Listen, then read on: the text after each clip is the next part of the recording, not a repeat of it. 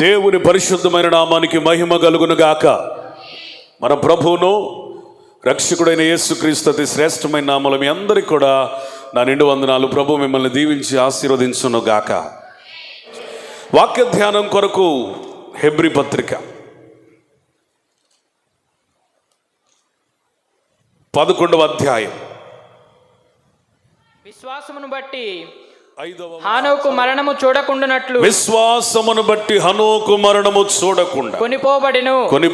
అతడు కొనిపోబడక మునుపు దేవునికి ఇష్టడై ఉండెనని సాక్ష్యం పొందెను. కాగా దేవుడు అతనిని కొనిపోయెను గనుక అతడు కనబడలేదు. చాలు. దేవుని రాకడ కొరకు ఒక విశ్వాసి లేదా ఒక సేవకుడు ఏ విధంగా సిద్ధపడాలి, లేదా సిద్ధపడుచున్న వ్యక్తుల జీవితాలలో పరిశుద్ధాత్ముడు ఎలాంటి నడిపింపును కలుగజేస్తాడు అనే దానికి అత్యుత్తమమైన ఉదాహరణ హనోకు జీవితం. ఈ హెబ్రీ పత్రిక 11వ అధ్యాయానికి బైబిల్ పండితులు ఇచ్చిన పేరు విశ్వాస వీరుల పట్టిక. హేబేలు మొదలుకొని ఇక రాసి అలసిపోయిన దైవజనుడు ఇక రాయటానికి సమయము చాలదు, నా వల్ల కావట్లేదు, ఇంక అనేకులు ఉన్నారని చెప్పడం కొసమెరుపు. తద్వారా ఈ హెబ్రీ పత్రిక 11వ అధ్యాయం గురించి మనం ఏం ఆలోచన చేయాలంటే, ఇక్కడ వ్రాయబడిన భక్తులు మాత్రమే కాదు, ఇంకా చేర్చబడవలసిన వారు, వ్రాయబడవలసిన వారు, జ్ఞప్తికి తెచ్చుకోవలసిన వారు అనేకులు ఉన్నారు. ఒకవేళ హెబ్రీ పత్రిక గనక మీకు పూర్తిగా అర్థం కావాలి, లేదా వారందరూ తెలియాలంటే ఏం చేయాలని చెప్పాను మీకు?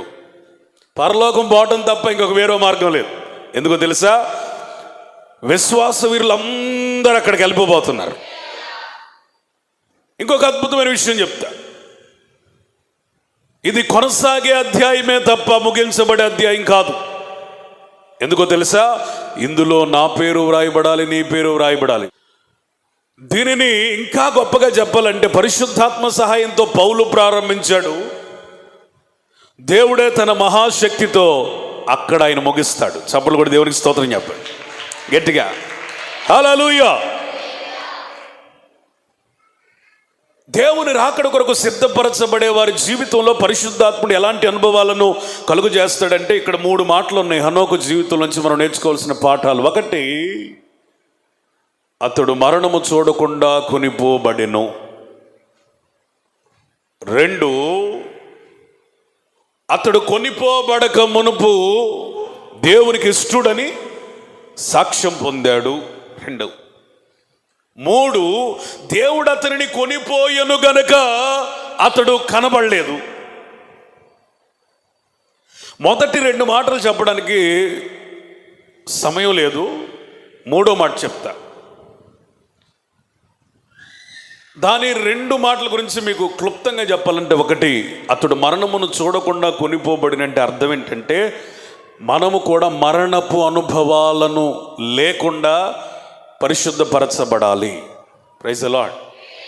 మృతమైన అనుభవాలు లేకుండా, మర్త్యమైన అనుభవాలు లేకుండా, క్షయమైన అనుభవాలు లేకుండా, ఈ లోక సంబంధమైన అనుభవాలు లేకుండా మనము వేరు చేయబడిన అనుభవానికి వస్తే మరణము నుండి జీవంలోనికి దాటినట్టే అర్థం. కాబట్టి మరణపు అనుభవాలు ఎక్కడ ఉన్నా ఇంకా నువ్వు దేవుని రాకడ కొరకు సిద్ధపడటం లేదని అర్థం. మరణపు అనుభవాలు నీలో ఒక్కొక్కటి తీసుకువేసుకుంటున్నావంటే అర్థం మరణమును చూడకుండా దేవుడు నిన్ను కొనిపోయేటువంటి అనుభవంలోనికి వస్తున్నావని అర్థం.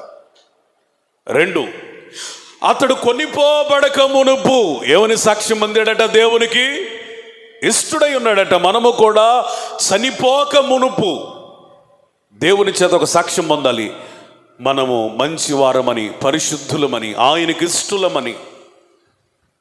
కాబట్టి దేవుని రాకడ కొరకు ఎదురు చూసేవారు కానీ, నిరీక్షణ కలిగేవారు కానీ ఈ హనోకు కలిగిన అనుభవాలలో జీవించేవారు కానీ ఎటువంటి అనుభవాలలో ఉంటారంటే మనుష్యుల ఇష్టము కొరకు బ్రతికేవారు కాదు, పరిస్థితులకు అనుగుణంగా బ్రతికేవారు కాదు, ఏ ఎండక గొడుగు పట్టేవాళ్ళు కాదు, ఓసరవెల్లిలాగా తమ వర్ణాలను మార్చుకునే వాళ్ళు కాదు, కానీ దేవుని చిత్తము ఏమై ఉన్నదో సమస్తము పరీక్షించి మేలైన దానిని ఎన్నుకొని బ్రతికి వారు ఏంటంటే దేవునికి ఇష్టలని సాక్ష్యం పొందుతారు. మూడో మాట, అసలు ఈరోజు ఏ ప్రసంగమో ఆ మూడో మాట ఏంటంటే దేవుడు అతనిని కొనిపోయాడు, అందుకని అతడు కనబడలేదు. ఆమేన్. దేవుడు అతనిని కొనిపోయాడు, అందుకని అతడు కనబడలేదు. ఈ మాట చూద్దామా? దేవుడు అతనిని కొనిపోయాడు, పెద్దగా దేవుడు అతనిని కొనిపోయాడు.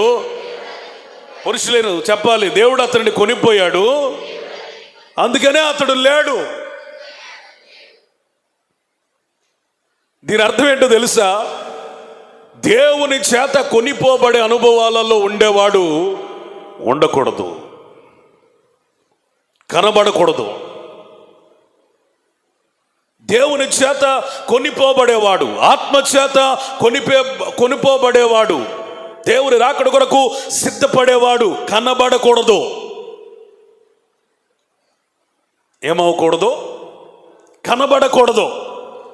పాస్టర్ గారు, మరి మేమంతా దేవుని రాకడ కొరకు సిద్ధపరచబడుతున్న వాళ్ళమే, కనబడకూడదంటే చర్చికి రావద్దా, మా ఇళ్లల్లో ఉండొద్దా, లేకపోతే ఎక్కడన్నా అరణ్య భూమికి వెళ్ళిపోమంటారా, ఈ ఊరిని విడిచిపెట్టి వెళ్ళమంటారా అంటే, కనబడొద్దంటే నా ఉద్దేశం లేదా పరిశుద్ధాత్మ ఉద్దేశం ఏంటి అంటే నువ్వు ఈ లోకములో కనబడకూడదు.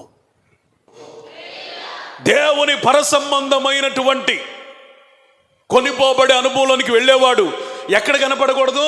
హనోకైతే అసలు భూమి మీదే లేడు, మనం భూ సంబంధమైన వేటి విషయంలో కూడా ఉండడానికి వీల్లేదు. వింటున్నారా? దేవుడు కొనిపోయే వ్యక్తులు లేదా దేవుని చేత కొనిపోబడే వ్యక్తులు కనబడకూడదు. కొన్ని ట్రాన్స్లేషన్స్లో ఏముందంటే ఎక్కువ శాతం హి వాస్ నాట్ ఫౌండ్, అతడు కనుగొనబడలేదు అనే మాట ఎక్కువ ఉంది. ఎవరు అతడిని కనుగొనలేకపోయారు.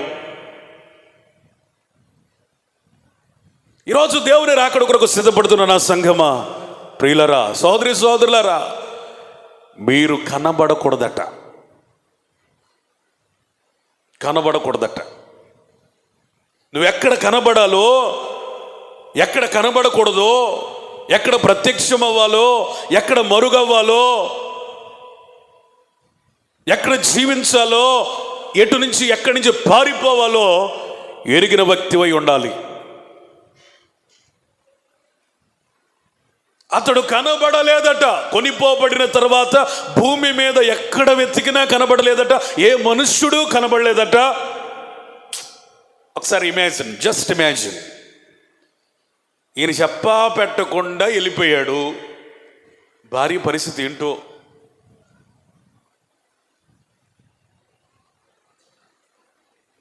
ఆలోచన చేస్తున్నారా? ఈయన చెప్పా పెట్టకుండా దేవుడు తీసుకెళ్ళిపోయాడు, భార్య ఏమనుకోవాలి? చనిపోయాడా అంటే శవం లేదు. పిల్లలు ఏమనుకోవాలి? కుమార్తెలు ఏమనుకోవాలి? కుమారులు ఏమనుకోవాలి? ఏమోలే, దేవుడు మరి అంత సస్పెన్స్లో పెట్టి జనాలను ఇబ్బంది పెట్టే దేవుడు కాదు. మన దేవుడు మంచి దేవుడు. కొనిపోబడక మునుపు నాకు తెలిసి భార్యకి పిల్లలకి అందరికీ చెప్పే ఉంటాడు. స్తోత్రం చెప్పండి. ప్రైజ్ ది లార్డ్, హల్లెలూయా. చనిపోయాడని తెలిస్తేనే, లేకపోతే అతడు దేవుని చేత కొనిపోబడని తెలిస్తే వాళ్ళు ప్రశాంతంగా ఉండగలుగుతారు. కానీ అసలు ఆయన ఏమైపోయాడో ఎవరికి తెలియకపోతే భార్య ఏమవ్వాలా, పిల్లలు ఏమవ్వాలా? మన దేవుడు అంత టెన్షన్ పెట్టే దేవుడు కాదు. స్తోత్రం చెప్పండి. నేను నమ్ముతున్నాను అది. అతడు కొనిపోబడే విషయం భార్యకు తెలుసు, భార్యకి కనబడలా. పిల్లలకు తెలుసు, పిల్లలకి కూడా కనబడలేదు. ఈ పగటి వేళ సందేశం ఏంటో తెలుసా? దేవుడు నిన్ను కొనిపోతున్నాడు. ఇది కొనిపోయే సమయం. ఆమేన్, హల్లెలూయా. ఇక కొద్ది కాలమే మనం ఈ భూమి మీద ఉండబోతున్నాం. దేవుని చేత కొనిపోబడే అనుభవంలోనికి మనం నడిపించబడుతూ ఉన్నాం. ఎవరైనా నడిపించబడే అనుభవంలోనికి రావాలంటే వారు కనబడకూడదట.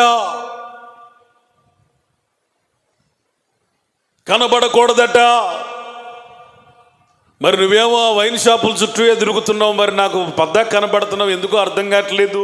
పద్దాక ఒక బీడి ఒకటి లేదా ఆ సిగరెట్ ఒకటి పట్టుకొని పద్దాక అక్కడే తిరుగుతున్నావు, మరి అక్కడ కనబడకూడదు కదా. యవనస్తుడా, నువ్వు ఆ పనికి మాలిన దాని ఇంటి చుట్టూ తిరుగుతున్నావు కానీ అక్కడ కనబడకూడదు కదా.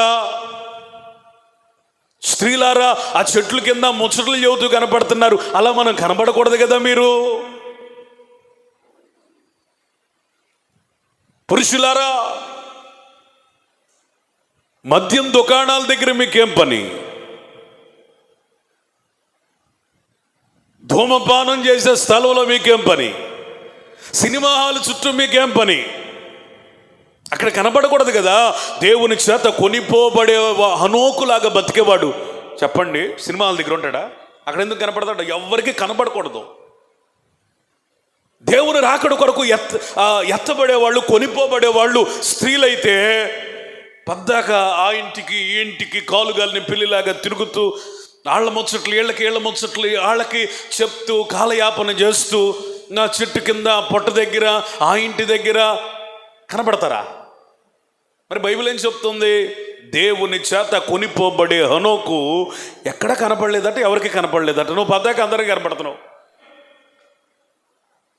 బైబిల్లో కొనిపోబడిన అనుభవాలు ఉన్నాయి. అవి జ్ఞాపకం చేసుకుని అందులోంచి మనం పాఠాలు నేర్చుకుందాం. ఎక్సోడస్ చాప్టర్ 24:12, నిర్గమాకాండం 24:12. అప్పుడు యెహోవా మోషేతో ఇట్లనెను, నీవు కొండ ఎక్కి నా యొద్దకు వచ్చి అచ్చట నుండుము, నీవు వారికి చేతులెత్తి స్తోత్రం చెప్పండి. బిగ్గరగా చెప్పాలి. హల్లెలూయా, స్తోత్రం చెప్పండి. వింటున్నారా? దేవుడు అతనిని కొనిపోయాడు. ఎక్కడికి? మోసేని చెప్పరేంటండి? కొండ మీదకి. దేవుడు ఒక దినం మోసేతో మాట్లాడుతున్నాడు. మోసే, కొండ యొద్దకు రా, నా యొద్ద నీ ఉండాలి. కొండ మీదకి ఎక్కువ, నా యొద్దకి నువ్వు రావాలి, నాతో నీవు గడపాలి, నాతో నీవు నివసించాలి, నాతో నువ్వు మాట్లాడాలి, నీతో నేను మాట్లాడాలి.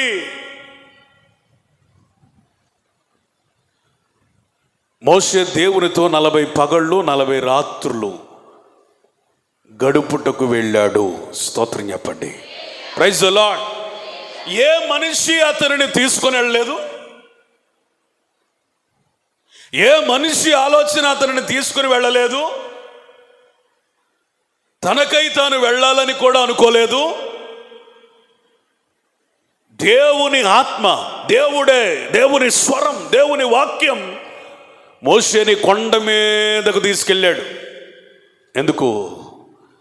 తనతో ఉండటానికి, తనతో మాట్లాడడానికి, తనతో గడపడానికి, తన మాటలు వినడానికి, తన సూచనలు వినడానికి, తన ఆజ్ఞలు వినడానికి, తను నేర్పించే పాఠాలు నేర్చుకోవడానికి, తన ప్రత్యక్షతలు గ్రహించడానికి, పరిచర్యను అప్పజెప్పడానికి, తీసుకోవడానికి మోషే కొనిపోబడెను.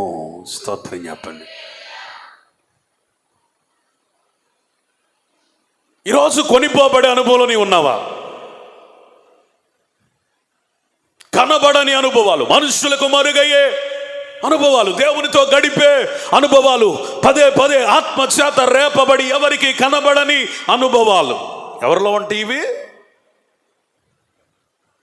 దేవుని రాకడ కొరకు సిద్ధపరచబడేవారు పదే పదే కనబడకుండా పోతారు. స్తోత్రం చెప్పండి.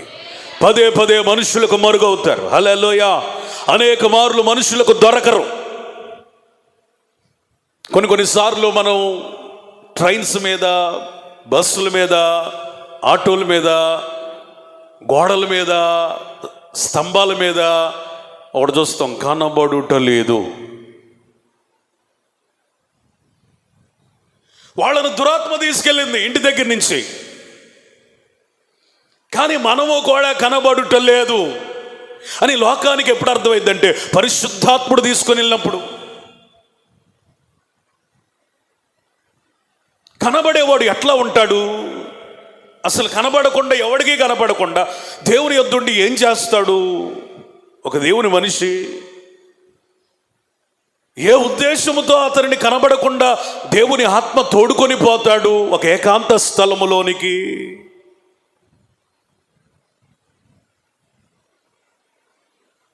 మోషే అనువాడు ఏమాయనో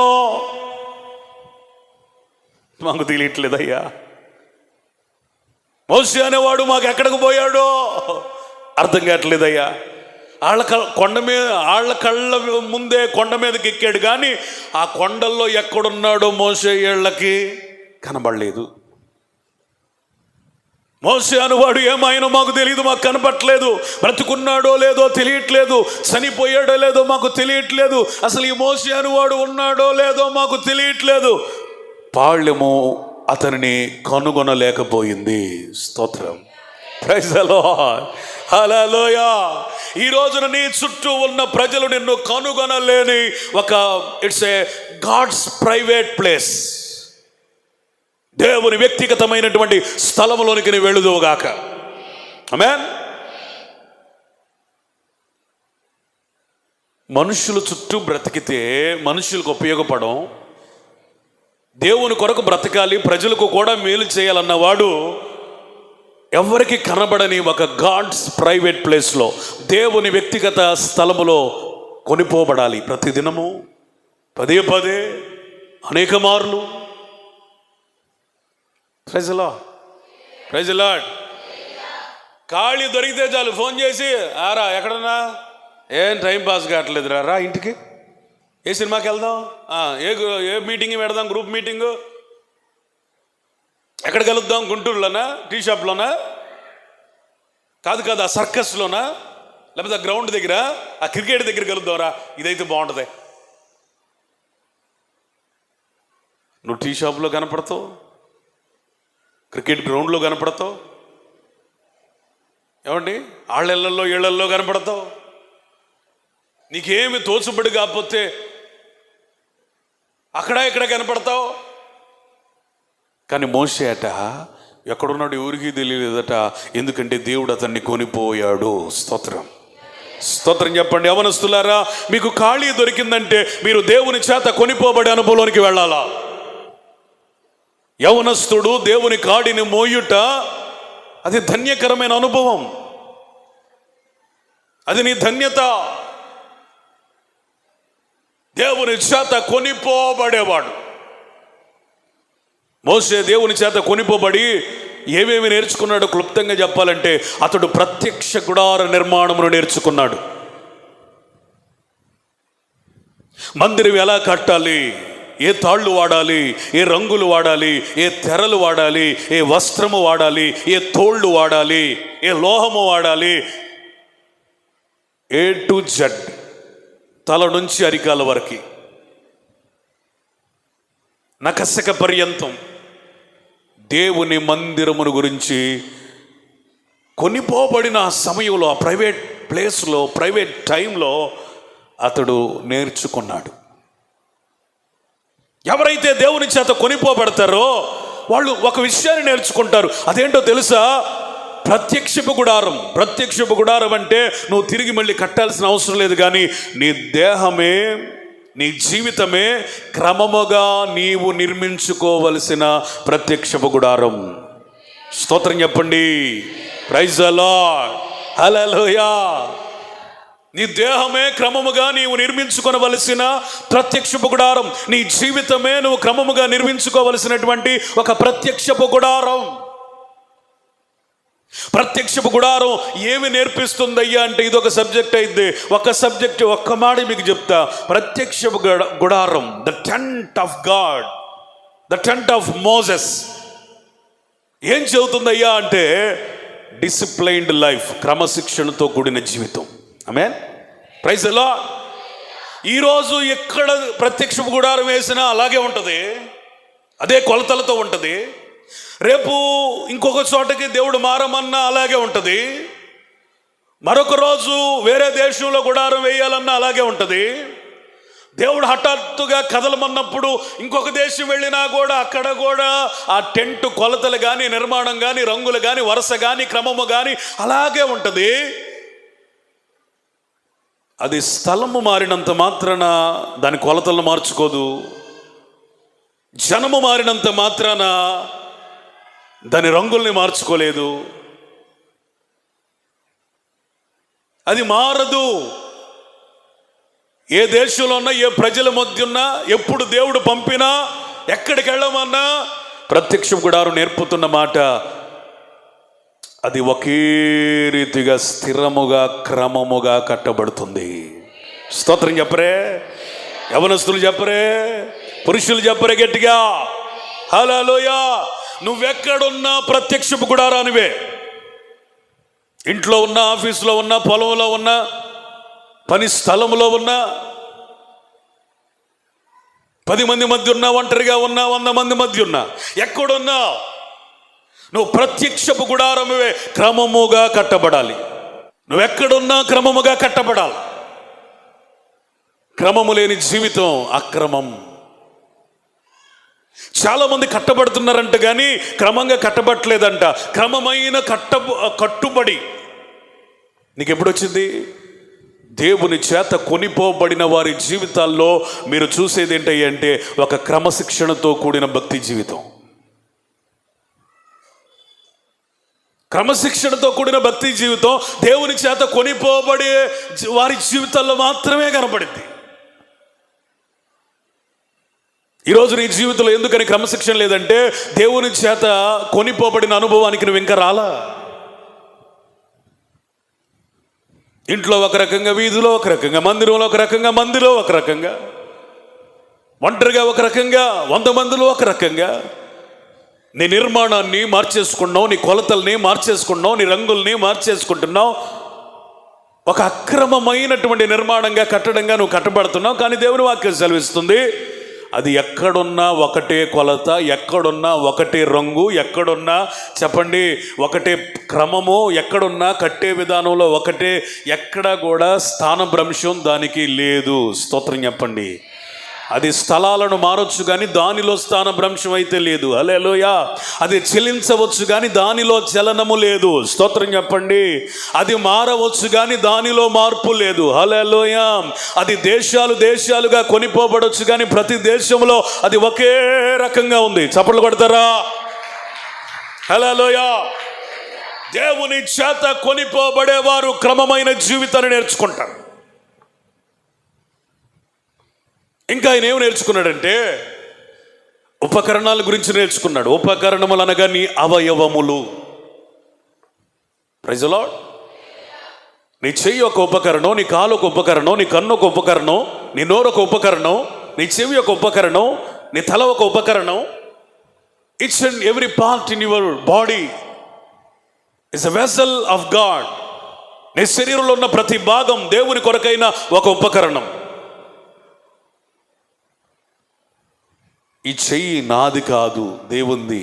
స్తోత్రం. ఈ కన్ను నాది కాదు, దేవునిది. ఈ కాళ్ళు నావి కావు, దేవునివి.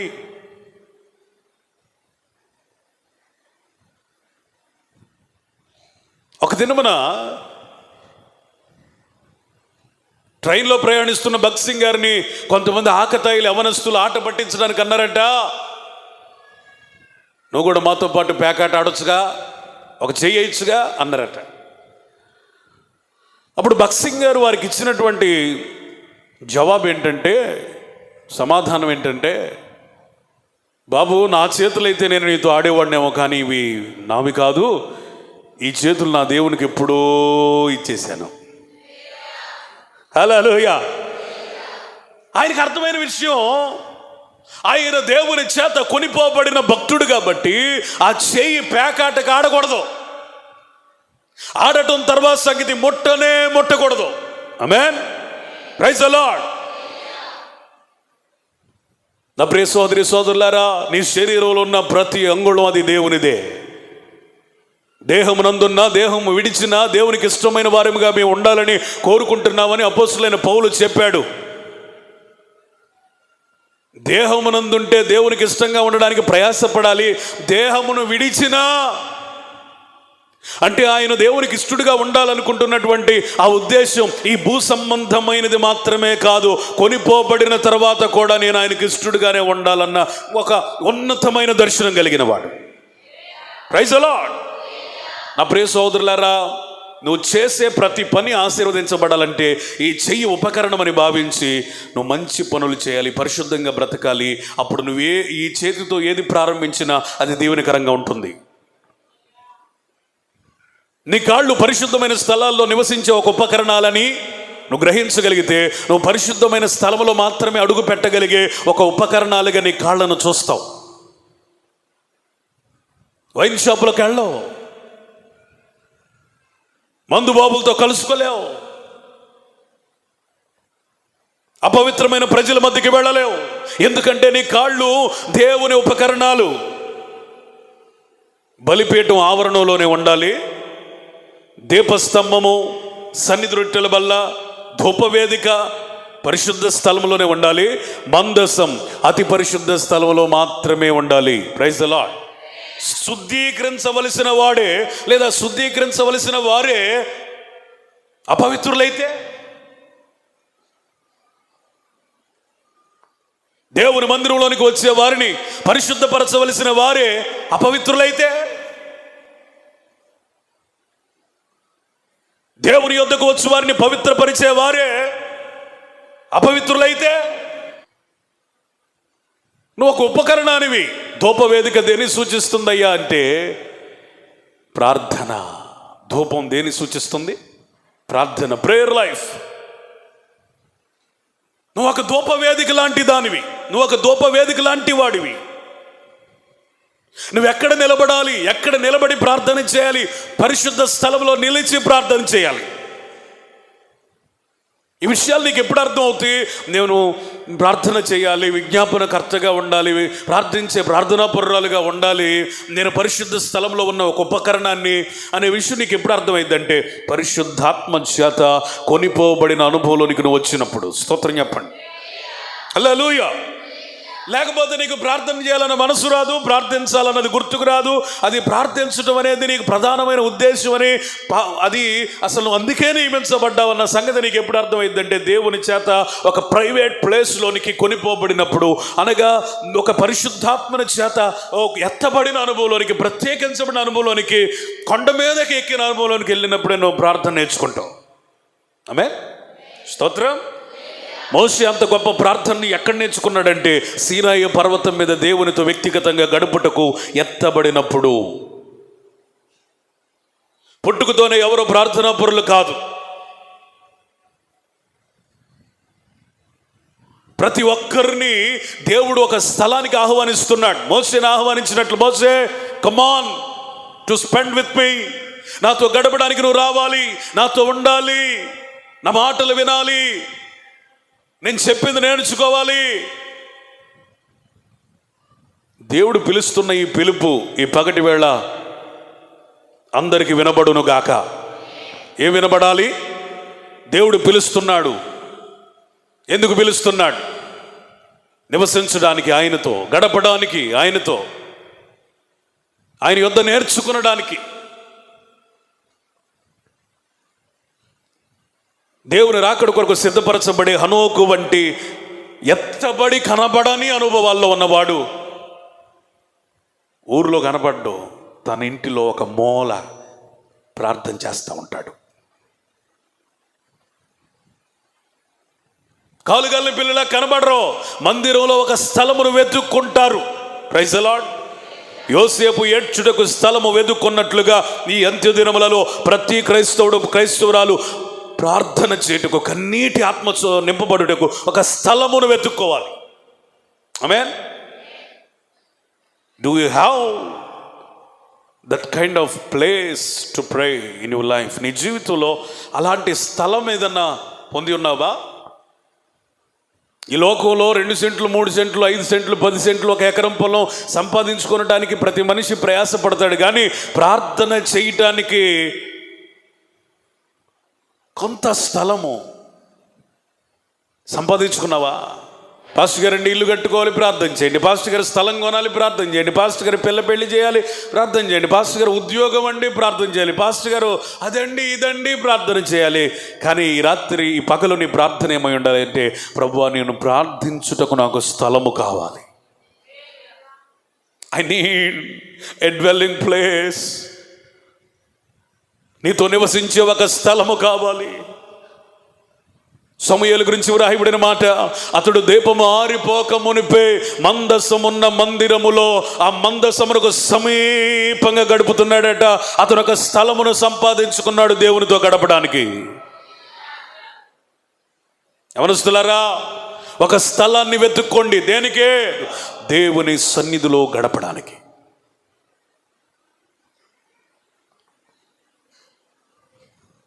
ధూప వేదిక ప్రార్థన నేర్పిస్తుంటే దీపస్తంభం ఏమి నేర్పిస్తుందో తెలుసా? ఆరక నిరంతరం మండే ఒక ఆత్మీయ జీవితం. స్తోత్రం. నీ ఒక ఉపకరణమునైతే దేవుని చేత కొనిపోబడి ఎవరికి కనబడని అనుభవంలోనికి వచ్చినట్లయితే నువ్వు నిరంతరం వెలుగుతూనే ఉంటావు. స్తోత్రం. మండుచు ప్రకాశించే దీపముగా నన్నుంచుము, సిద్ధపడుచు సిద్ధపరచుచు నీ రాకకై సాగెదా. మండుచు ఆమేన్ ఆమేన్ దీపముగా నన్నుంచుము, సిద్ధపడుచు సిద్ధపరచుచు నీ రాకకై సాగెదా. నీ ముఖ దర్శనం చేసే ఆ క్షణం ప్రకాశింతునే యుగ యుగం. నీ ముఖ దర్శనం చేసే ఆ క్షణం ప్రకాశింతునే యుగ యుగం. ఆరాధనా స్వరమెత్తి పాడదామా? నా జీవితం గ్లోరీ గ్లోరీ ఆరాధనా. ఆమేన్. నా జీవితం నీకు యేసయ్యా, నా ప్రాణ ప్రియుడా. జీవితం అంగీకరించుము, నన్ను సిద్ధపరచుము నీ పాత్రగా. హల్లెలూయా. సన్నిధి రొట్టెల వల్ల నువ్వు ఒక ఉపకరణానివి. దాని నుంచి ఏమి నేర్చుకొని ఉంటాడు మోషే? అది ఎప్పటికీ పురుగులు పట్టకుండానట్లు దాని మీద సాంబ్రాణి వేయబడింది. అది దొంతరలాగా వరుస క్రమంలో పేర్చబడింది. బల్ల మీద ఉంది. రొట్టెలు ఎక్కడున్నాయి? బల్ల మీద ఉంది. నేను పరిశుద్ధ స్థలములో ఉన్నప్పటికీ బల్ల మీద మాత్రమే నివసించు రొట్టెనై ఉండునుగాక. Praise the Lord. పరిశుద్ధ స్థలములో ఉన్నంత మాత్రాన ఎగిరిపడాల్సిన అవసరం లేదు. పరిశుద్ధులుగా ఉండాల్సిన మాత్రాన ఎగిరిపడాల్సిన అవసరం లేదు. పరిశుద్ధతలోనికి వచ్చినంత మాత్రాన ఎగిరిపడవలసిన అవసరం లేదు. పరిశుద్ధ స్థలంలోనికి వచ్చినంత మాత్రాన ఎగిరిపడవలసిన అవసరం లేదు. ఎగరకుండా క్రమముగా, ఆమేన్, క్రమముగా. హల్లెలూయా. పరిశుద్ధ స్థలంలోనికి వచ్చిన తర్వాత మరింత జాగ్రత్తగా నువ్వు పాడవకుండానట్లుగా నీ మీద సాంబ్రాణి, పరిశుద్ధపరిచే సాంబ్రాణి. హల్లెలూయా. నిత్యము పరిశుద్ధాత్మతో సహవాసం, క్రమం. Praise the Lord. బల్ల అనబడిన యేసు క్రీస్తు, హల్లెలూయా, ఆ శిలువ మీద నిత్యము మనం అమర్చబడాలి. ఆమేన్. ప్రత్యక్ష గుడారంలో పరిశుద్ధ అతి పరిశుద్ధ స్థలంలోనికి వెళ్తే ఏముందండి? మందసం. ఒక్క మాటలో చెప్పాలంటే it's a sign for the strength of God. ఇది దేవుని బలము సూచన. స్తోత్రం చెప్పు. హల్లెలూయా, హల్లెలూయా. దైవిక బలమునకు సూచనగా ఉన్న ఈ మందసం ఎక్కడుందండి? అతి పరిశుద్ధ స్థలంలో. నీకు తెలియదు నువ్వు దేవుని బలమునకు సూచన. దేవుని కొరకు బలమైన కార్యములు చేయుటకు దేవుని చేత ఏర్పాటు చేయబడినటువంటి మందసమును ఒక తుమ్మ చెట్టువే, పనికిరాని చెట్టువే, అడవిమ్రానువే, నిరాకరించబడినటువంటి వ్యక్తివే, అయినను దేవుడు అరణ్యములో వెతుక్కున్నాడు నిన్ను. స్తోత్రం చెప్పరే. ఎక్కడ వెతుక్కున్నాడు? అరణ్యములో, మహా ఎండకు కాలిన అరణ్యములో నిన్ను వెతికి స్నేహించిన దేవుడు ఆయనే. చప్పట్లు కొట్టు. హల్లెలూయా. మహా అరణ్యములో, లోకారణ్యములో నిన్ను స్నేహించిన వాడు ఆయనే. ఎవరు నిన్ను వద్దనుకున్నారు, ఎవరు నిన్ను కాదనుకున్నారు, అందరు నిన్ను నిరాకరించారు, ఎవరి ప్రేమ నీకు దొరకలేదు, అందరు నిన్ను ద్వేషించారు, అందరు నిన్ను పక్కన పెట్టారు. అయితే దేవుడు అనుకున్నాడు, అందరి చేత పక్కన పెట్టబడిన వాడే నా పక్కలో ఉండాలా, అందరి చేత నిరాకరించబడిన వాడే నిలబడే స్థితికి రావాలి. స్తోత్రం. అందరూ వద్దనుకున్న వ్యక్తి అనేకులకు ఆధారము కావాలి. హల్లెలూయా. బలహీనుడని త్రోసివేయబడిన వాడే నా బలమును ప్రజలకు మేనిఫెస్ట్ చేయాలి, రుజువు చేయాలి. అందుకని తుమ్మ చెట్టువైన నిన్ను నిరాకరించారు ప్రజలు, కానీ దేవుడు ప్రత్యేకపరిచాడు. అనవసరమైన వాటిని తొలిచివేశాడు, దాని మీద ఒక పెట్టెగా తయారు చేశాడు, దానిని బంగారము పొదిగాడు, నిన్ను ఒక కాసేవారిని మోసేవారిని పెట్టాడు. స్తోత్రం. ఇప్పుడు ఒకప్పుడు తుమ్మవైతే వెట్టైన బతుకు. ఒకప్పుడు ఎవరివి నువ్వు? తుమ్మవే. కానీ ఎట్లయినా బతుకు. అప్పుడు ఎట్లయినా బతకకుండా నిన్ను ఒక ప్రత్యేకంగా పరిశుద్ధ స్థలంలో ఉంచాలనే కదా దేవుడు పెట్టింది. ఒకప్పుడు తుమ్మవైతే నీ ఇష్టం, ఎలాగైనా బతుకు, నీకు విలువ లేదు, ఎవడు నేను పట్టించుకోడు, యు ఆర్ అన్వాలిడ్. కానీ ఇప్పుడు నువ్వెవరివి? ప్రత్యేక పరిస్థితి చెక్కబడి పెట్టెలా మార్చి దాని మీద దైవత్వము అనబడిన బంగారమును పొదిగి మొయ్యటానికి కాండములను లేదా కర్రలను పెట్టి దానికి ఉంగరాలను పెట్టి మోసే కొంతమంది పరిచారకులను ఏర్పాటు చేసి ఎక్కడ పడితే అక్కడ పెట్టకుండా అతి పరిశుద్ధ స్థలంలో మాత్రమే పెట్టుటకు ఆదేశించి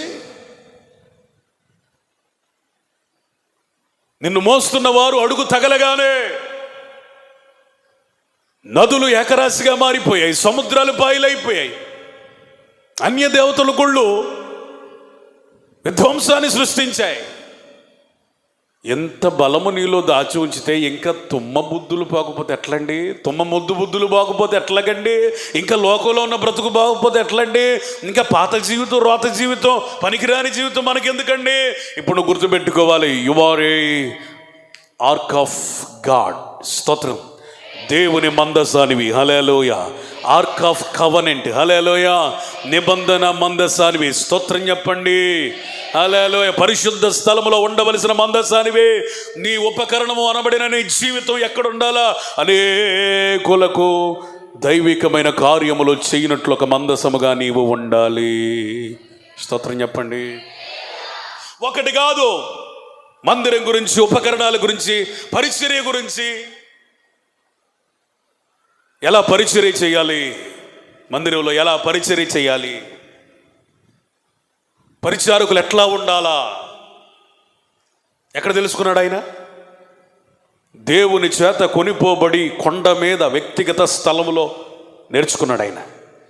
పరిచర్య చేయవారులరా, మీరు ఎలా ఉండాలా, ఎలాంటి వస్త్రాలు వేసుకోవాలి, ఎలా జీవించాలి, ఎలా ప్రత్యేకించుకోవాలి, ఎలా దేవుని పని కొరకు దేవుని సమీపించాలి, అవన్నీ మీకు ఎప్పుడు నేర్పుతాడు చెప్పండి? పాస్టర్ గారికి చెబితే మీకు ఎట్టుంటుంది అంటే ఈనేంద్ర బాబు అన్నట్టుంటుంది. అసలు మీరు దేవుని ఆత్మచేత కొనిపోబడి ఒక ప్రైవేట్ ప్లేస్లోకి వెళ్ళారనుకోండి, చెప్పండి,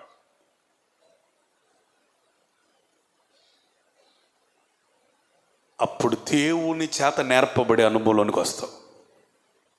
ప్రైజ్ ది లార్డ్. హల్లెలూయా. మనుషులు నేర్పితే నీకు అర్థం కాదు.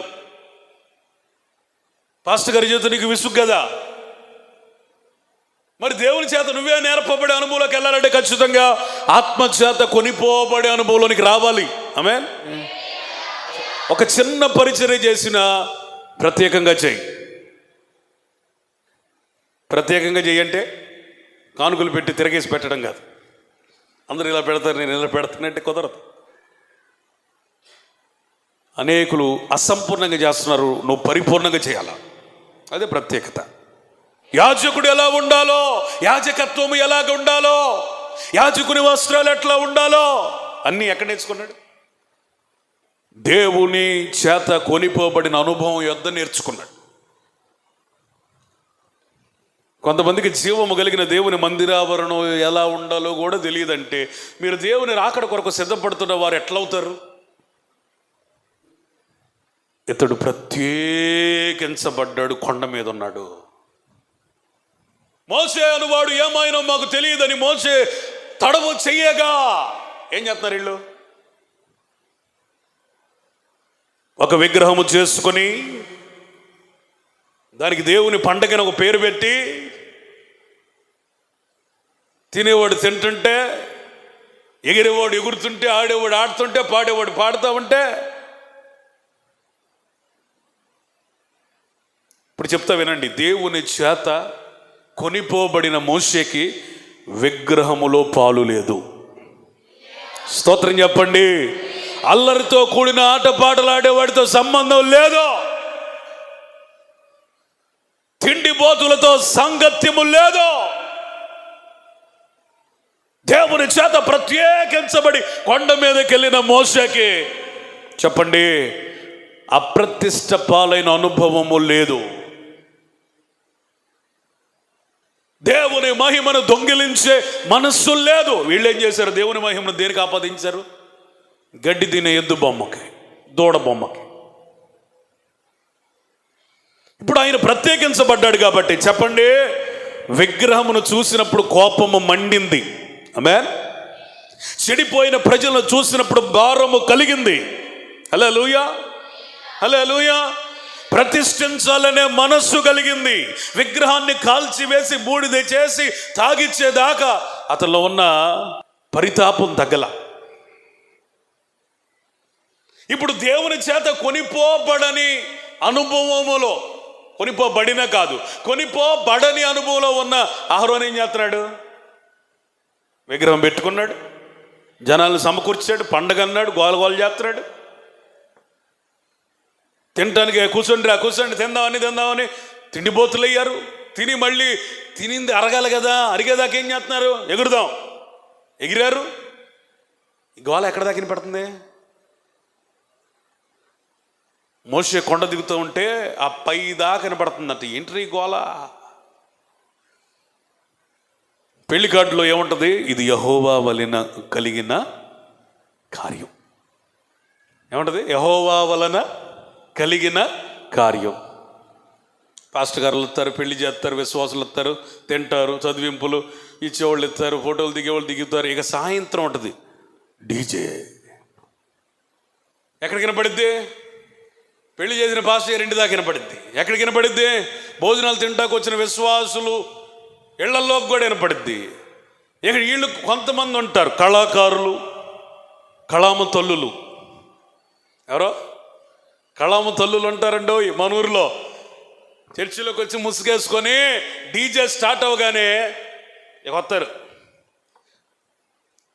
బలేస్తున్నారు వాళ్ళు. కొంతమంది కళాకారులు కూడా ఉంటారు, పురుషులు. వాళ్ళు కూడా డీజే దగ్గర బేస్ పెట్టు, డబ్బులు ఎత్తుంది ఎందుకో బేస్ పెట్టు అనగా అంటా ఉంటే ఇటు గుండెలు అదరలాగా, గుండె అదురుతూ ఉంటే అది ఇప్పుడు ఆంతుంది నాకు.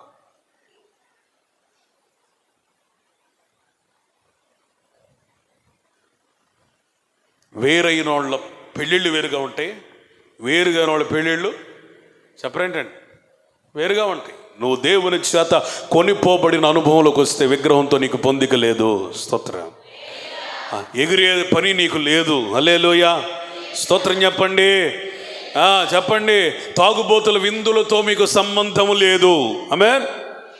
నేను చాలా ముఖాముఖిగా చెబుతున్నా, మీరు పెళ్ళిళ్ళు చేసుకుంటే ఎవరికి మీరు తాగబొప్పించొద్దు. ఎంత గొప్ప గనుడికైనా నువ్వు తాగబొప్పించావంటే నువ్వు కొనిపోబడలా. అందరినీ కన్విన్స్ చేస్తావు, మీ ఆయన్ని కన్విన్స్ చేస్తావు, నీ పిల్లల్ని కన్విన్స్ చేస్తావు. నీకున్న టాలెంట్ అట్టండిది. పురుషులైతే ఆవిడని కన్విన్స్ చేస్తాడు అవసరానికి, కానీ కొంతమందిని కన్విన్స్ చేయలేడు, కన్విన్స్ అయిపోతాడు, ఒప్పించలేడు, ఒప్పించబడతాడు. నీతి యావత్తు ఇలాగూ జరగనిమ్ము అని ఈసారికి ఇట్ట కానిద్దాంలేని ఏం చేస్తాడు? కళ్ళు మూసుకుంటాడు. కానీ మోషే కళ్ళు మూసుకునేవాడు కాదు. అతని కోపము మండిందంట చూడగానే. ప్రైజ్ ది లార్డ్, స్తోత్రం చెప్పండి.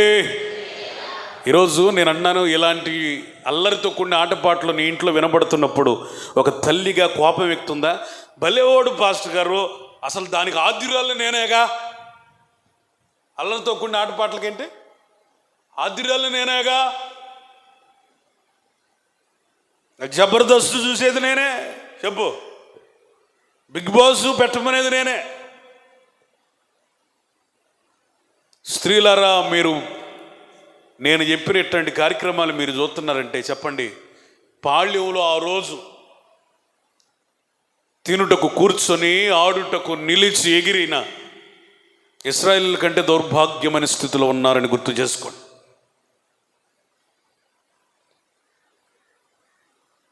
అప్పుడు అదొక విగ్రహం, ఇప్పుడు నీ టీవీయే పెద్ద విగ్రహం. ఏదే నీకున్న టీవీయే పెద్ద దూడ. కొంతమంది ఇంతటితో ఆకుండా టీవీలో పాటలు పెట్టుకుని ఎగిరే వాళ్ళు కూడా ఉన్నారా? ఉన్నారా ఎవరన్నా? ఫుల్ సౌండ్ పెట్టుకొని ఎగిరా. ఈడెగిరేవాడు ఎగరకుండా పిల్లల్ని కూడా స్టెప్పులు నేర్పించేవాళ్ళు ఉన్నారా?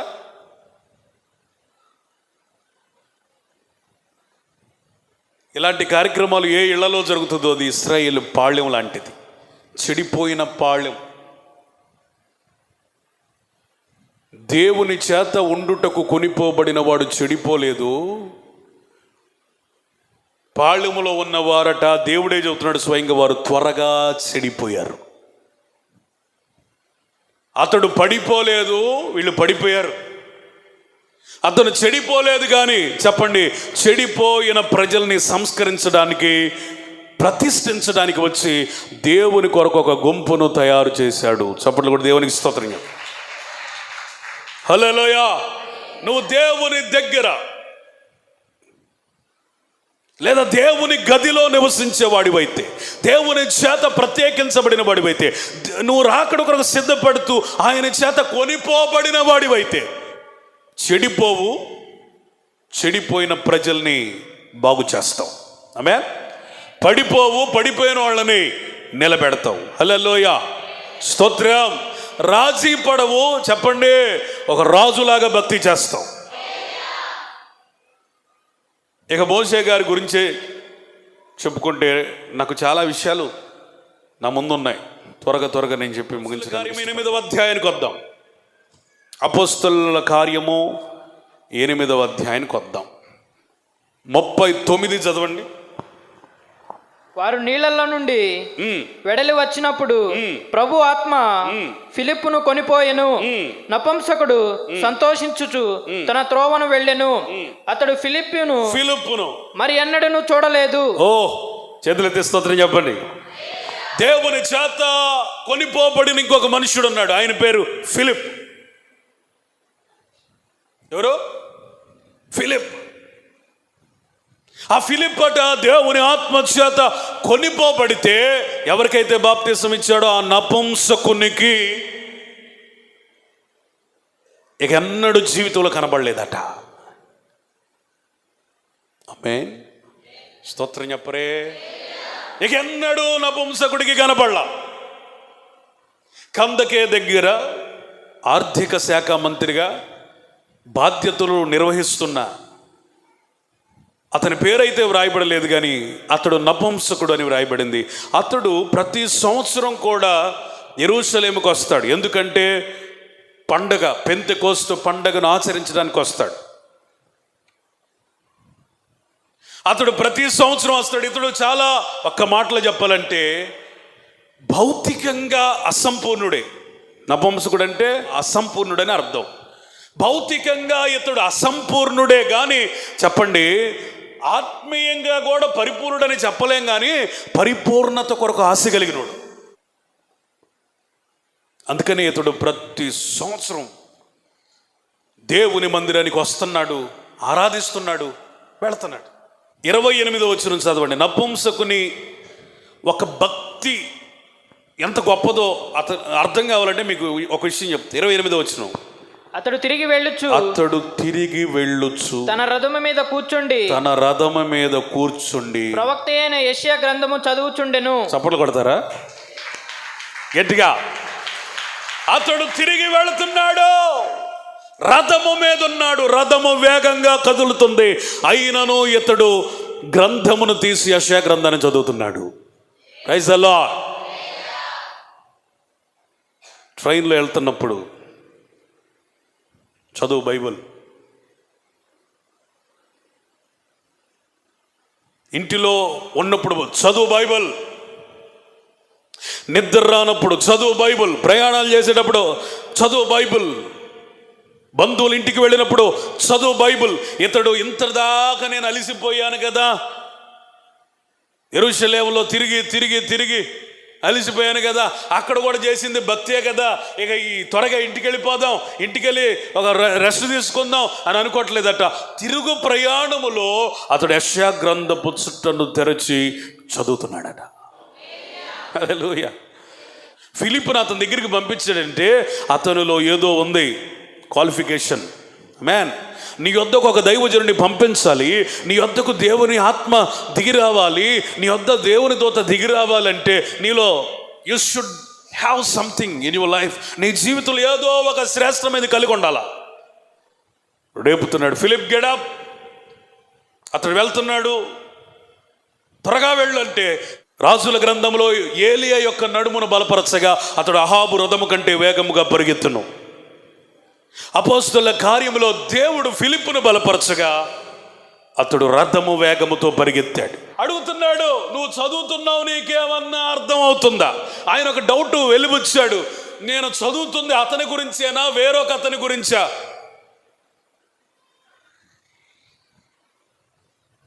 చదివేవాడికే డౌట్లు వస్తాయి. ఎవరికి? బైబిల్ చదివేవాడికే డౌట్లు వస్తాయి. చదవనాడికే అంతా వచ్చండి మాకు.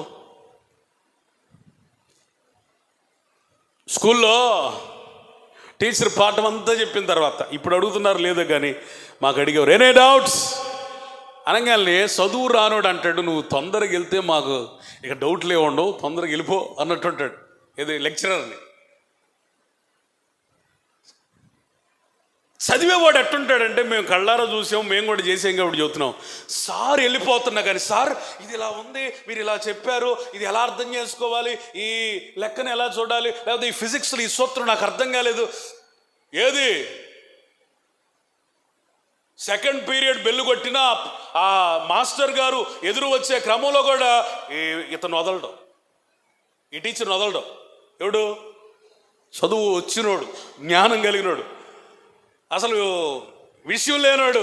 సార్ అసలు నో డౌట్ సార్, అసలు ఇంటేగా డౌట్స్ రావడానికి. ఈయనకి డౌట్ వచ్చింది, నేను చదువుతున్నాను, నాకు ఎవరన్నా చెబితే కదా అర్థమయ్యేది, ఇది అతని గురించేనా లేకపోతే వేరే అతని గురించా అంటే కొంచెం నేను డైవర్ట్ అయ్యాను మెసేజ్లో, కానీ ఇది మీకు చాలా అవసరం. అంటే అతనికి యేసయ్యను గురించి తెలుసుకోవాలన్న ఆలోచన కలిగింది. స్తోత్రం. గుడ్డిగా వెళ్ళిపోవాలని ఇష్టం లేదు. అతడు ఒక సత్యాన్వేషణ చేస్తున్నాడు. ఎవరు సత్యం, ఎవరు జీవం, ఎవరు మార్గం వెతుకుతున్నాడు. ఆమేన్. అడుగుతున్నాడు, ఆయన గురించేనా ఇంకొక ఆయన గురించేనా? ఆయన విశదీకరించి చెప్పాడు, నువ్వు చదువుతున్న వచనం మన కొరకు సిలువ వేయబడిన యేసును గురించే. అంటే అర్థం ఏంటి? ఆ సిలువ త్యాగము గురించి తనకు తెలుసు. ఎవరికి? నపుంసకుడికి. ఆ సిలువ వేయబడిన యేసు గురించేనా ఇంకా ఎవరి గురించి అయినా యెషయా ప్రవక్త చెబుతుందని టాలీ వేసుకుంటూ చదువుతున్నాడు. Praise the Lord. హల్లెలూయా. వాక్యము చదువుతుండగా యేసును గురించిన ప్రత్యక్షతలో నీకు కనబడునుగాక, అర్థమగునుగాక, యేసయ్య గురించి నువ్వు ఎరుగుదుగాక, క్రీస్తుని గురించిన అతి శ్రేష్టమైన జ్ఞానము కొరకు నీవు ఆయన్ని వెంబడించుదుగాక. సరే, అసలు సబ్జెక్టులోకి వద్దాం. ఈయన వచ్చాడు, బాప్తీసం ఇచ్చాడు, చెప్పండి, మన ఎత్తపడ్డాడు, పరిశుద్ధాత్మను తీసుకుని వెళ్ళిపోయాడు. కొనిపోయెను. ఇక నపుంసకుడు సంతోషించుచు తన త్రోవను వెళ్ళెను. అతడు అంతర్ధానమైనందుకు ఆశ్చర్యపోలేదంట, కానీ అతడు సత్యమును ఎరిగినందుకు సంతోషంగా వెళ్ళాడు. అయితే ఇతని పరిస్థితి చూద్దాం. కొనిపోబడిన వ్యక్తులు ఎట్లుంటారంటే 40వ వచనంలో ఉంది, అతడు ఆ పట్టణములన్నీ సంచరించుచు సువార్త ప్రకటించుచు వచ్చిరి. చేతులెత్తి గట్టిగా స్తోత్రం చెప్పండి. హల్లెలూయా. దేవుడు నిన్ను ఎందుకు కొనిపోతాడో, కొనిపోబడిన వాళ్ళు ఎట్లా ఉంటారు? కన్ఫ్యూజన్లో ఉన్న వారికి సత్యాన్ని అర్థమయ్యేటట్లు చెప్తారు. సత్యమును గురించిన అవగాహన లేని వారిని సర్వసత్యంలోనికి నడిపించుతాడు. ఎవరో ప్రత్యేకించబడిన అనుభవం, కొనిపోబడిన అనుభవం కలిగిన వాళ్ళు, దేవునితో గడిపేవాళ్ళు. వాళ్ళకి మనుషుల్ని కనపడడానికి ఇష్టపడకుండా వెంటనే మాయమైపోయి తమ బాధ్యతల్లో తలమునకలు అవుతారు, పునరంకితం అయిపోతారు. ఒక వ్యక్తికి బాప్తిస్మం ఇచ్చాను, చాలు ఈ పూటకి అనుకోకుండా మళ్ళీ దేవుడు చేత కొనిపోబడి ఆ పట్టణములన్నీ తిరిగి స్వార్థను ప్రకటించాడు. నువ్వు దేవుని చేత కొనిపోబడి అనుభవంలో కొంటే స్వార్థ ప్రకటించకుండా ఉండలేవు, యేసుని గురించి మాట్లాడకుండా ఉండలేవు, యేసయ్య గురించి చెప్పకుండా ఉండలేవు.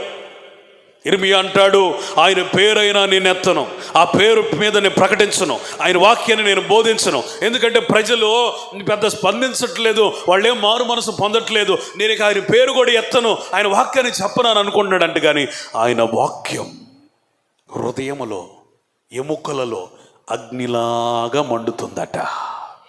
స్తోత్రం చెప్పండి. హల్లెలూయా. స్తోత్రం చెప్పండి. దేవుని చేత కొనిపోబడిన అనుభవం కలిగిన వాళ్ళు ఎట్లుంటారంటే స్వార్థను ప్రకటించకుండా ఉండలేరు, యేసు గురించి చెప్పకుండా ఉండలేరు, పరిచర్య చేయకుండా ఉండలేరు, వారికి అప్పగించబడిన బాధ్యతను ఎట్టి పరిస్థితుల్లో విస్మరించలేరు.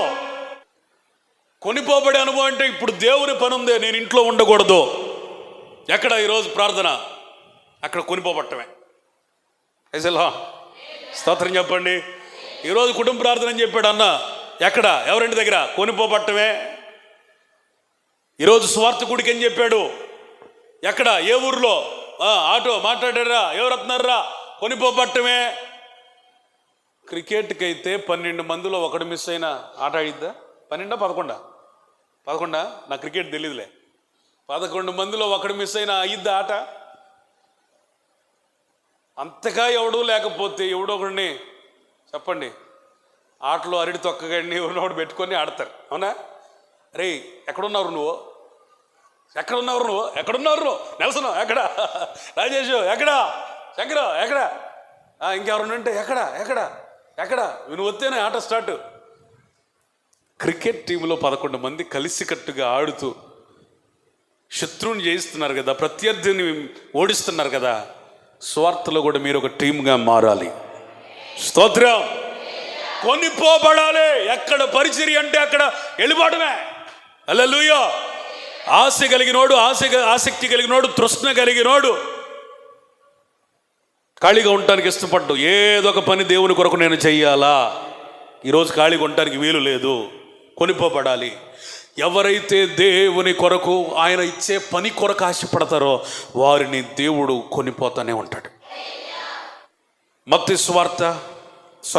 సువార్త 3వ అధ్యాయం 13. జస్ట్ చదివి ఆయన కొండ ఎక్కి తనకిష్టమైన వారిని పిలవగా వారు ఆయన యొద్దకు వచ్చిరి. మత్తయి 17:1. 6 దినములైన తరువాత యేసు పేతురును యాకోబును అతని సహోదరుడైన యోహానును వెంటబెట్టుకొని ఎత్తైన ఒక కొండ మీదకి ఏకాంతముగా పోయి వారి ఎదుట రూపాంతరము పొందెను. చెప్పండి. ఇక్కడ రాయబడింది, ఆయన కొండెక్కి తన ఇష్టమైన వారిని పిలువగా. ఎవరు పిలుస్తాడు? ఎవరు పెడతాడా? ఆయనకి ఇష్టంగా బ్రతికే వాళ్ళని. Praise the Lord. ఎందుకని నేను ప్రార్థనలో గడపట్లేదు అని మీరు ప్రశ్న వేసుకుంటే మీకు వచ్చే ఆన్సర్ ఏంటో చెప్పనా? ఎక్కడో నువ్వు అయిష్టంగా ప్రభు కొరకు బ్రతుకుతున్నావు కాబట్టి ప్రార్థన అంటే నీకు ఆసక్తి ఉంటలా, ఆయన సన్నిధిలో గడపడానికి నువ్వు మోకరించలేకపోతున్నావు. Something is wrong in your life. నీ జీవితంలో ఎక్కడో ఎక్కడో ఎక్కడో సరి చేసుకోవాల్సి ఉంది. ఆయనకు అయిష్టంగా బ్రతికిన నైజము కనబడుతుంది కాబట్టి నిన్ను ఆయన కొండ మీదకి పిలవట్లా, పిలుస్తున్నా నీకు అర్థం కావట్లేదు. వేరొక సందర్భంలో పేతురుని, యాకోబుని, యోహానుని పిలిచి వారి ఎదుట రూపాంతరము పొందుటకు ఇష్టపడ్డాడట. స్తోత్రం. చప్పట్లు కూడా దేవునికి స్తోత్రం చెప్పండి. హల్లెలూయా. దేవుని రూపాంతరత నీకు కనబడుతుందా? దేవుని ప్రత్యక్షత నీకు కనబడుతుందా? ఆయన పరిశుద్ధత నీకు కనబడుతుందా? ఆయన దివ్య దర్శనం నీకు కనబడుతుందా? ఆయన స్వప్నం నీకు కనబడుతుందా? ఆయన ఉద్దేశాలు నీకు బయలుపరచబడుతున్నాయా? దేవుడు నాతో ఏం మాట్లాడలేదండి. ఎందుకు మాట్లాడతాడు? ఎందుకు మాట్లాడాలి? నువ్వు దేవునికి ఇష్టడుగా ఉంటే ఆయన నిన్ను పిలుస్తాడు ఏకాంతమునకు. హల్లెలూయా. పిలిచి నీ ఎదుట తన్ను తాను బయలుపరుచుకుంటాడు. ఆమేన్.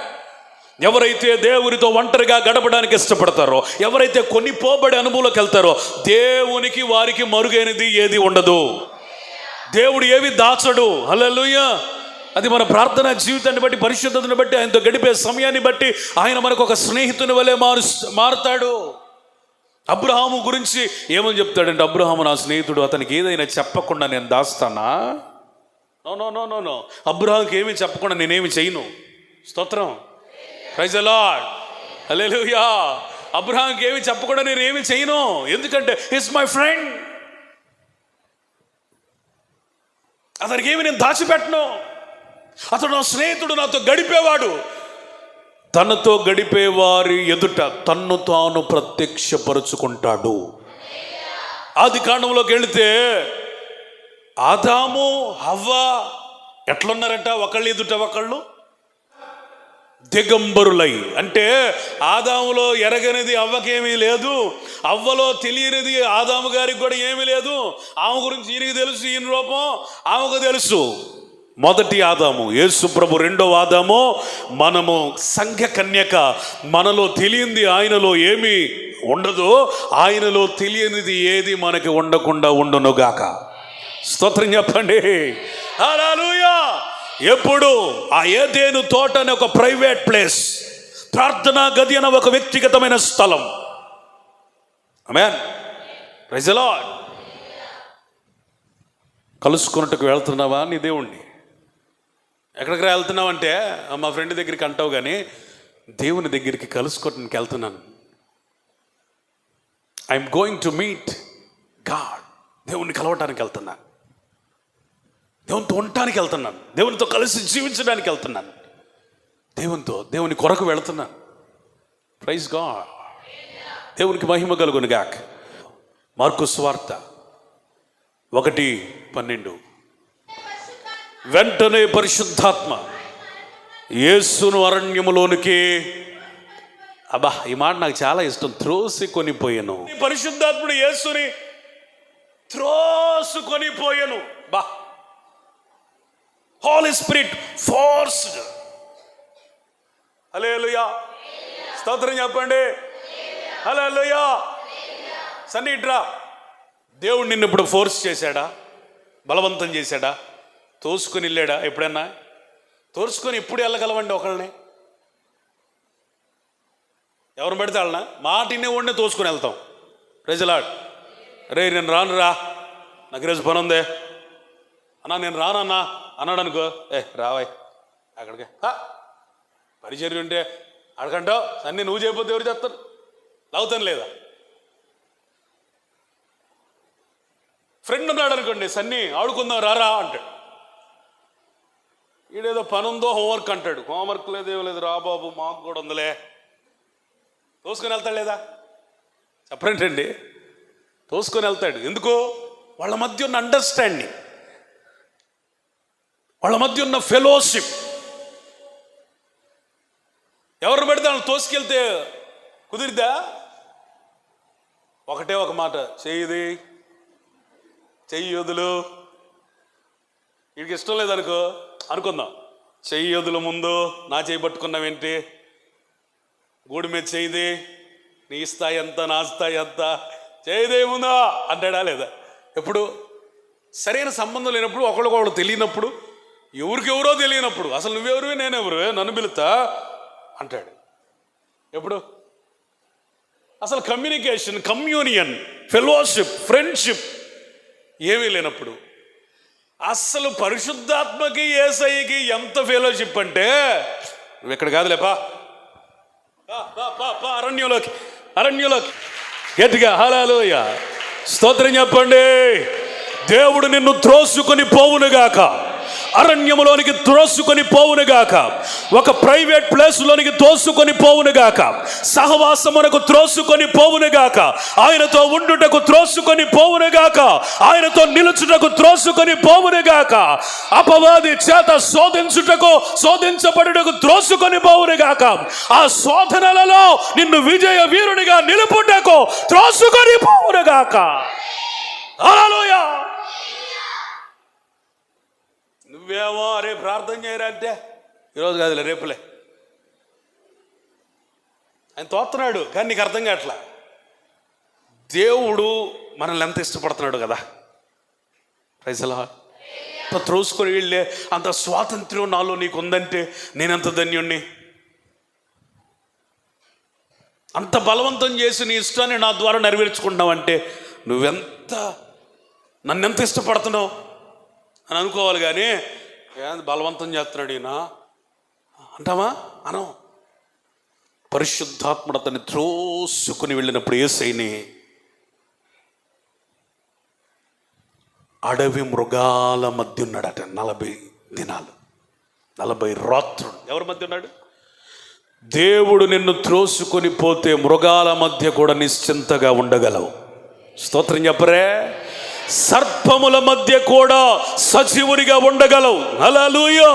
క్రూర మృగాల మధ్య కూడా మోకాళ్ళు వేయగలవు. ఆమేన్. అరణ్యంలోనికి నిన్ను త్రోయనిమ్ము. ఆ 40 దినములు ఆయన ఎందుకని త్రోయబడ్డాడంటే,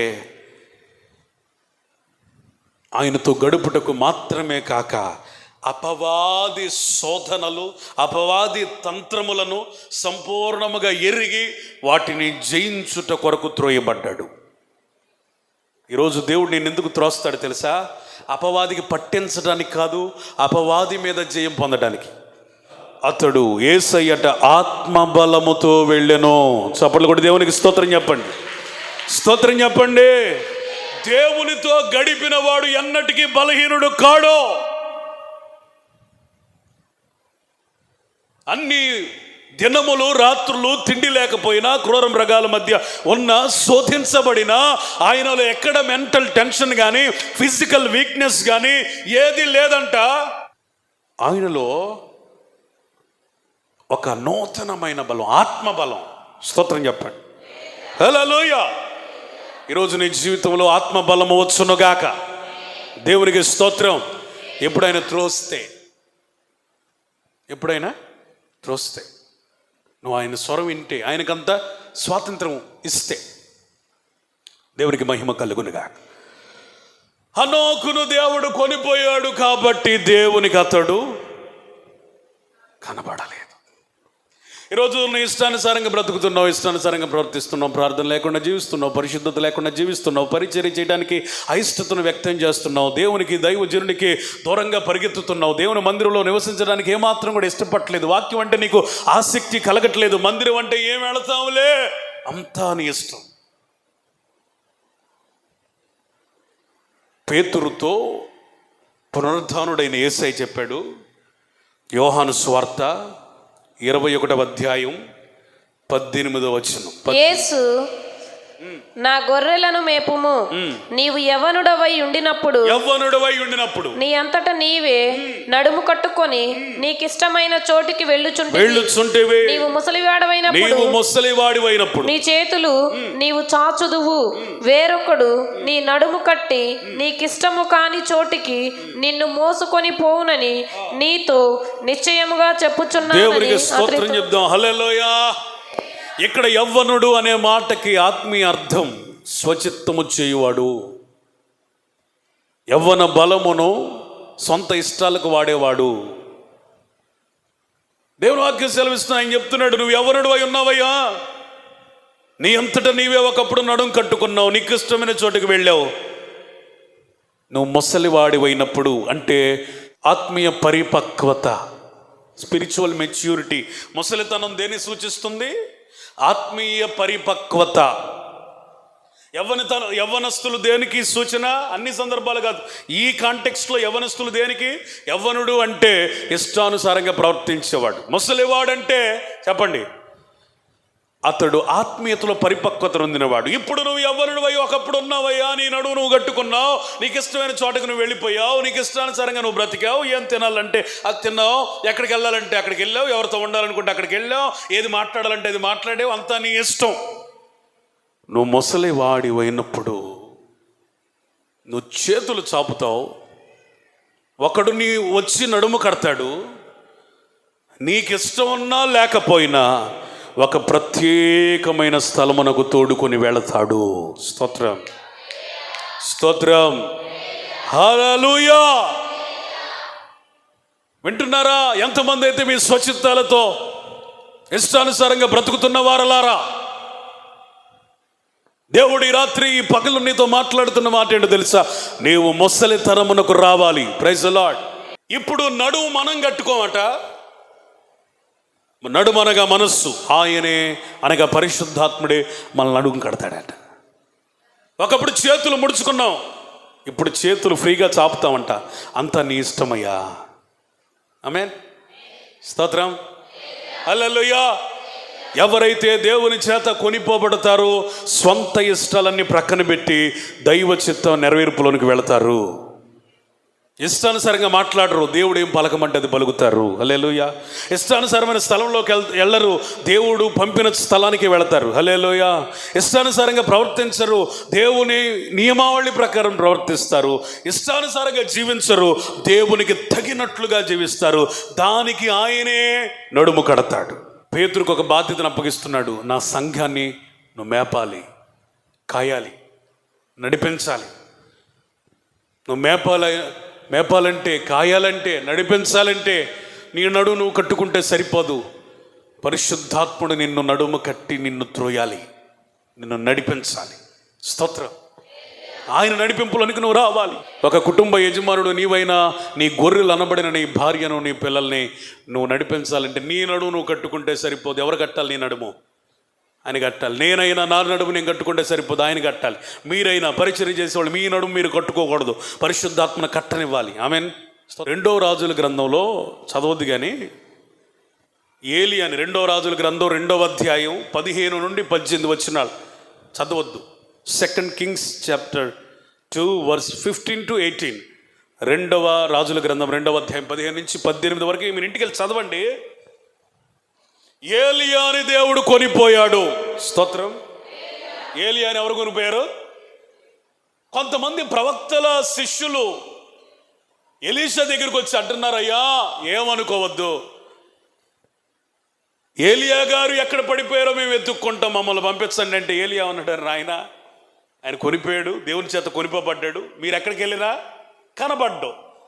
కానీ వాళ్ళట ఒప్పుకొనవలసినంతగా బ్రతిమలాడగా, అంటే బాగా బ్రతిమలాడారు. లేదు లేదయ్యా, మా దగ్గర 50 మంది బలాఢ్యులు ఉన్నారు, వాళ్ళు వెళ్తారు, ఎక్కడ ఏ కొండల్లో పడ్డాడో, ఏ పర్వత శిఖరాల మీద పడ్డాడో, ఏ భూమి మీద పడ్డాడో మొత్తానికి వాళ్ళు పసిగట్టుకొని తీసుకొస్తారయ్యా, మాకు ఒక అవకాశం ఇవ్వమంటే సరే పోండ్రు నాయన మీ కర్మ అని వాళ్ళని వదిలేస్తే వాళ్ళ దగ్గర ఉన్న బలాఢ్యులైన 50 మందిని పంపించారు. వాళ్ళు 3 రోజులు తిరిగారు. ఎన్ని రోజులు? 3 రోజులు తిరిగారు. 3 రోజులు తిరిగేసరికి వాళ్ళు అనుకున్నారు ఏ లోయలో పడ్డాడో, అన్ని లోయలు చూశారు, ఒక్క లోయలో కూడా దొరకలా. ఏ పర్వతం మీద ఉన్నాడో ఒక్క పర్వతం మీద కూడా దొరకలా. తిరిగి వచ్చిన సమాచారం ఏంటంటే వాళ్ళు చెప్పి 3 రోజుల తర్వాత ఆయన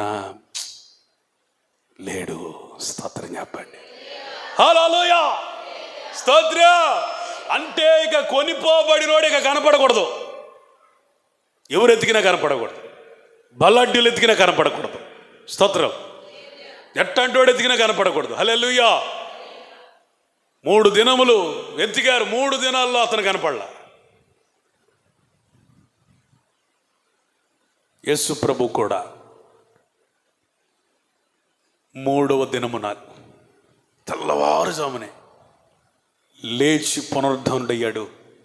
దేవదూతలు సాక్ష్యం ఇస్తున్నారు, ఆయన ఇక్కడ లేడు, ఆయన ఇప్పుడు లేచి ఉన్నాడు. చప్పట్లు కూడా దేవునికి స్తోత్రం చెప్పండి. హల్లెలూయా, హల్లెలూయా. ఆయన దేవుని చేత కొనిపోబడిన అనుభవంలోనికి వచ్చాడు. ఆయనకి మృతులలో ఉండడు. స్తోత్రం. ఆయన సజీవుడు. హల్లెలూయా. ఇంకా నీలో మృతమైన కార్యాలు కనపడుతున్నాయా? సజీవుడైన దేవుని యొద్దకు రా, సజీవం అవ్వాలి. ఇక మృతమైన దగ్గర సమాధులలో నువ్వు కనబడకూడదు, సమాధి అనుభవాలలో కనబడకూడదు, మృతమైన అనుభవాలలో నువ్వు కనబడకూడదు. నీవిచ్చిన అభిషేకము నా సేవకే నీ జ్ఞాపకము, బ్రతుకుట నీ కోసమే, బ్రతుకుట నీ కోసమే, బ్రతుకుట నీ కోసమే, బ్రతుకుట నీ కోసమే. 10,000లో దరుడా పరిశుద్ధతలో, ఆమేన్ ఆమేన్. 10,000లో సుందరుడా పరిశుద్ధతలో పరిపూర్ణుడా, ప్రకటింతును నీ గుణశీలము, ప్రచురించదని ఆలయమయ్యున్న వినియోగింతుని మహిమార్థము. నీవిచ్చిన నీ కోసమే, glory, glory. నీవిచ్చిన నీ కోసమే జీవితం, నీ సేవయే, నీ కృపయే అయ్యా, నీ సేవ. ఆమేన్ ఆమేన్. నీ కృపయే అమర, బ్రతుకుట నీ కోసమే. నీవిచ్చిన పరిచర్యను నీ చిత్తములో ముగిస్తాను దేవా. నీవిచ్చిన పరిచర్యను నీ చిత్తములో ముగించెదను. నీ దివ్య సేవ